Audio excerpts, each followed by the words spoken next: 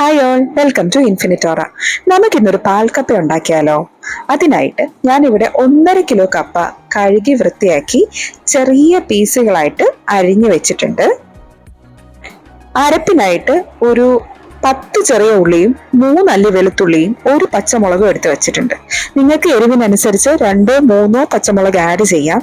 ഇവിടെ കുട്ടികൾക്ക് എരിവ് കുറച്ച് എടുക്കാനുള്ളത് കൊണ്ട് ഞാൻ ഒന്നേ ആഡ് ചെയ്യുന്നുള്ളൂ. കപ്പ ഞാൻ വേവാനായി മീഡിയം ഫ്ലെയിമിൽ സ്റ്റവ് ഓണാക്കി വെച്ചിട്ടുണ്ട്.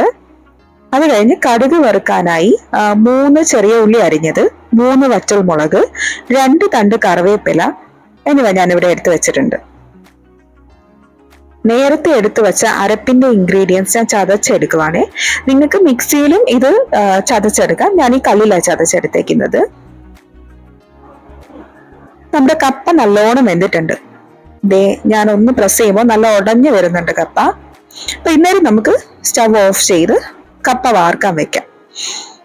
അത് കഴിഞ്ഞ് ഒരു തേങ്ങാപ്പാൽ ഞാനിവിടെ എടുത്തിട്ടുണ്ട്. 1-ാം പാലും 2-ാം പാലും ചേർത്ത് 1.5 കപ്പ് തേങ്ങാപ്പാലാണ് ഞാൻ എടുത്തത്. ഇനി നമുക്ക് കപ്പയിലേക്ക് ഉപ്പ് ചേർക്കാം. വേവിക്കുന്ന ടൈമിൽ ഞാൻ ഉപ്പിട്ടിട്ടുണ്ടായിരുന്നില്ല. അത് കഴിഞ്ഞ് നമുക്ക് അരപ്പ് ചേർക്കാം.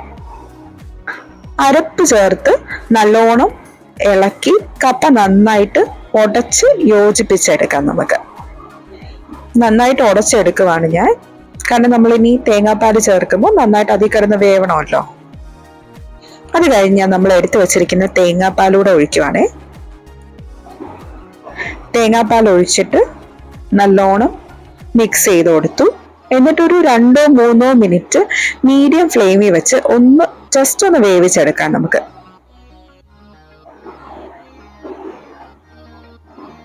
നന്നായി ഇളക്കി കൊടുത്ത് 2-3 മിനിറ്റ് കഴിയുമ്പോൾ നമുക്ക് സ്റ്റവ് ഓഫ് ചെയ്യാം.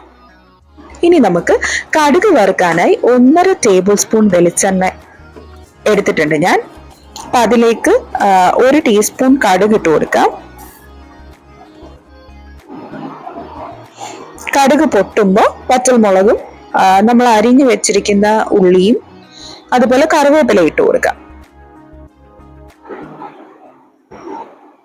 ഉള്ളി നന്നായിട്ട് മൂത്ത് ഒരു ബ്രൗൺ കളർ ആകുമ്പോൾ നമുക്ക് എടുക്കാം.